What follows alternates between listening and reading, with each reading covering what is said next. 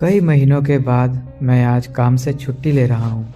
सोचा हूँ कि परिवार को लेकर कहीं घूमने जाता हूँ। जैसे ही ये बात मैंने घर पर बताया, मेरा 7 साल का लड़का दौड़ते हुए आया।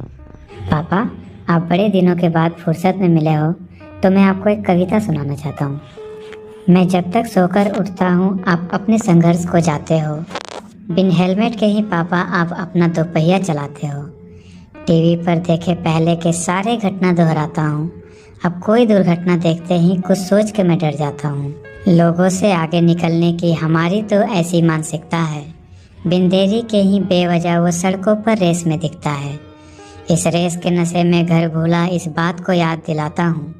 अब कोई दुर्घटना देखते ही कुछ सोच के मैं डर जाता हूँ। माना बिन गलती दुर्घटना होती है, पर बिन गलती जान जाती नहीं।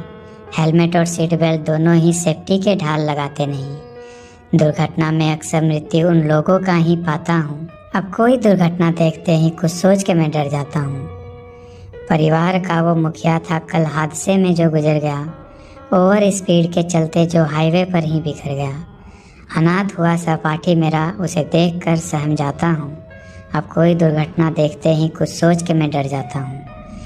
कईयों ने आपको समझाया होगा पर आप अनदेखा करते हो।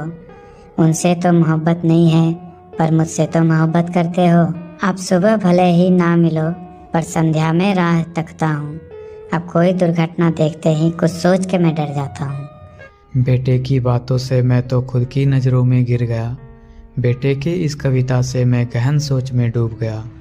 क्या हो जिस दिन सुबह निकलूं संध्या घर का दीदार नहीं। जो समझता था खुद को हीरो, जिसका मैं तो हकदार नहीं। हीरो बनने से पहले मैं एक बेटे का भी बाप हूँ।